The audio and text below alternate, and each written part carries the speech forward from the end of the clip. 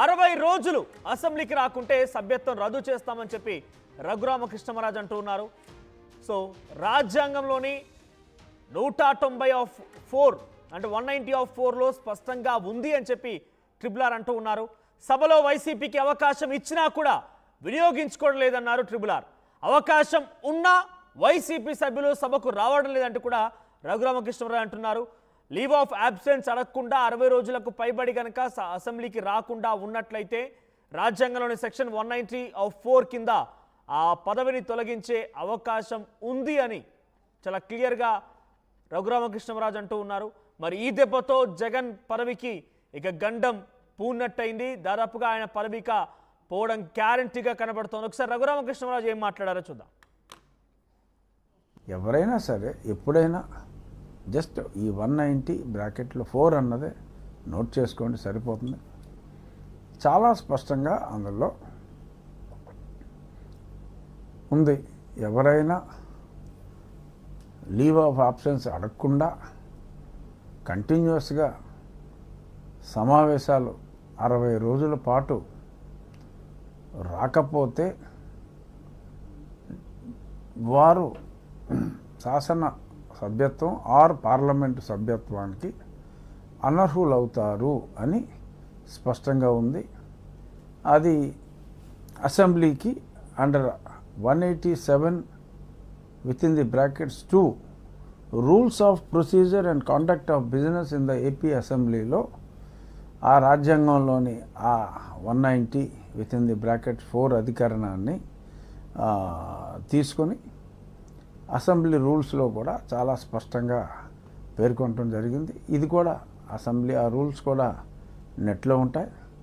స్పష్టంగా వైఎస్ఆర్ కాంగ్రెస్ పార్టీ అధ్యక్షుల వారి సలహాదారులు, ప్రస్తుత శాసనసభ్యులు అందరూ కూడా ఆ రాజ్యాంగంలోని 190(4) rules of procedure and conduct of business of AP assembly under 187(2) ఈ రెండు చూసుకుంటే మరి ఎవరిని తప్పుదోవ పట్టిస్తున్నారు, ఎవరు స్పష్టంగా ప్రజలకి వివరణ ఇస్తున్నారు అనేది అర్థమవుతుంది. ఎవరైనా సరే ఎప్పుడైనా రైట్. ఇది రఘురామకృష్ణమరాజు మాట్లాడుతోంది. 60 రోజులకు పైబడి ఎవరైనా గనక అసెంబ్లీకి రాకుండా ఉంటే లీవ్ ఆఫ్ అబ్సెన్స్ తీసుకోకుండా వాళ్ళ పదవికి తొలగించడం, పదవి పోవడం గ్యారంటీ అంటున్నారు. ఎస్, మన ప్రతినిధి మణికుమార్ సిద్ధంగా ఉన్నారు. మణికుమార్, సో ప్రెసెంట్ రఘురామకృష్ణమరాజు మాటల్లో చాలా క్లియర్గా జగన్కి పదవి గండం కనబడుతోంది. ఎమ్మెల్యే పదవికి ఇక ఆయన ఒక రకంగా తొలగింపు అనేది చాలా క్లియర్గా ఆ రాజ్యాంగంలో ఏముందో కూడా ట్రిబుల్ చెప్పుకొచ్చారు. కాబట్టి సో ఏం చేయబోతున్నారు టీడీపీ, జనసేన, బీజేపీ కూటమి? ఎమ్మెల్యే పదవి నుంచి జగన్మోహన్ రెడ్డిని తొలగించే ఆలోచనలో ఉందా? స్పీకర్ అటువంటి నిర్ణయం తీసుకోబోతున్నారా? మనోజ్, చూడొచ్చు ఏపీలో అసెంబ్లీ సమావేశాల నేపథ్యంలో ఇప్పుడు చర్చ అంతా కూడా వైసీపీ అధినేత మాజీ ముఖ్యమంత్రి జగన్ అసెంబ్లీకి రావటం దాని మీద ఉంది. ప్రస్తుతం అప్పుడు దీనికి సంబంధించి డిప్యూటీ స్పీకర్ రఘురామకృష్ణరాజు చేసిన వ్యాఖ్యలు ఇప్పుడు రాజకీయంగా చర్చనీయాంశం అవుతున్నాయి. జగన్ అసెంబ్లీ సమావేశాలకు అంటే కంటిన్యూగా 60 రోజులు సమావేశాలకు కనుక లీవ్ ఆఫ్ యాక్షన్స్ సంబంధించి అడగకుండా అసెంబ్లీ సమావేశాలకు గైర్హాజరు అయితే కనుక ఖచ్చితంగా అనర్హత వేటు వేసే అవకాశం ఉందని చెప్పి ఆయన నిన్న మాట్లాడారు. దాంతోపాటు అటు దీనికి సంబంధించి అంటే అసెంబ్లీ సమావేశాలకు సంబంధించిన నిబంధనలన్నీ కూడా పూర్తిగా రాజ్యాంగంలో 190 అండర్ సెక్షన్ 4 సంబంధించి పూర్తిగా ఆర్టికల్లో దానికి సంబంధించిన నియమాలన్నీ కూడా ఉంటాయి. అవన్నీ కూడా ఒకసారి చూసుకోవాలి. అవసరమైతే ఆన్లైన్లో కూడా అవన్నీ కూడా అందుబాటులో ఉంటాయి. అటు మాజీ ముఖ్యమంత్రి జగన్తో పాటు ఆయన సలహాదారులు, ఎమ్మెల్యేలు అందరూ కూడా దీనికి సంబంధించి నియమావళిని అంతా కూడా చూసుకోవాలి. అదేవిధంగా అసెంబ్లీ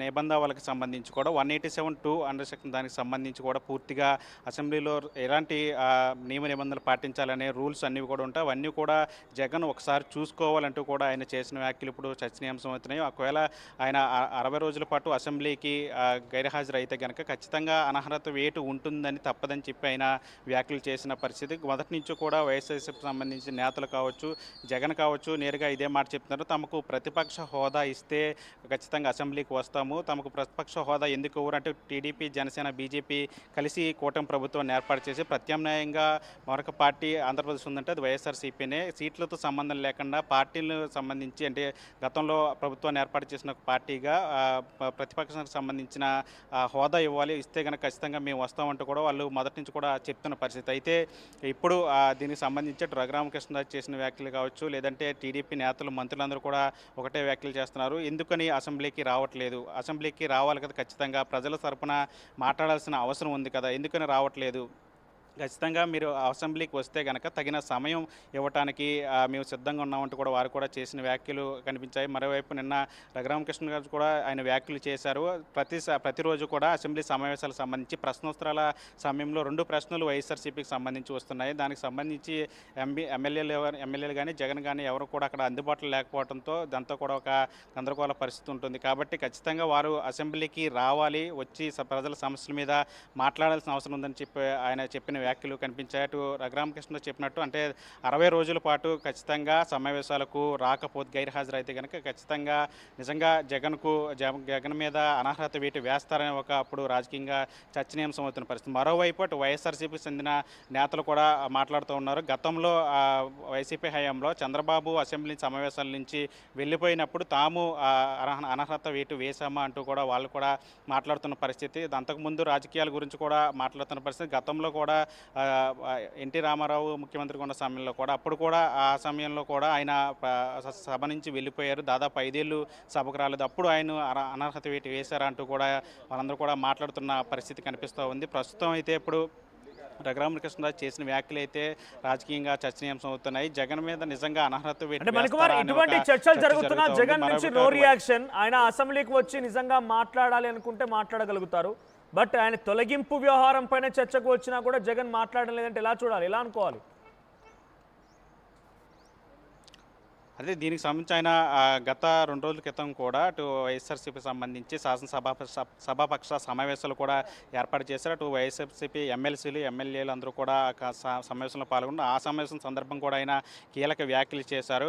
తనకు అసెంబ్లీలో తగిన సమయం ఇవ్వట్లేదు, మనం మాట్లాడడానికి మైక్ ఇవ్వరు. ఎందుకంటే సమస్యల మీద మాట్లాడాలంటే ఆంధ్రప్రదేశ్లో చాలా సమస్యలు వాటన్నిటిని మాట్లాడంటే మనకు తగిన సమయం కావాలి. మనకు తగిన సమయం ఇవ్వనప్పుడు మన అసెంబ్లీకి వెళ్ళి ప్రయోజనం ఏముందంటూ కూడా ఆయన మాట్లాడిన పరిస్థితి. తనకు ఒకవేళ ఫుల్ టైం సమయం ఇస్తే కనుక నేను అసెంబ్లీకి వస్తాను, ముఖ్యమంత్రి చంద్రబాబుకు ఏ సమయం అయితే ఇస్తారో తనకు కూడా ఆ సమయం ఇస్తే నేను అసెంబ్లీకి వస్తానంటూ కూడా ఆయన వ్యాఖ్యలు చేసిన పరిస్థితి కనిపిస్తుంది. మరోవైపు వైఎస్ఆర్సీపీకి సంబంధించి ఎమ్మెల్సీలు కూడా మనకి బలం ఎక్కువగా ఉంది కాబట్టి సమస్యల మీద మీరు ఖచ్చితంగా పోరాడండి, అసెంబ్లీకి వచ్చినా రాకపోయినా సరే శాసనమండలి సమావేశాలకు మరి అందరూ వెళ్తున్నారు కాబట్టి ఖచ్చితంగా సమస్యల మీద పోరాడండి, ఎక్కడ సమస్యల మీద మాట్లాడడానికి ఎక్కడా తగ్గాల్సిన అవసరం లేదు. ఏదైనా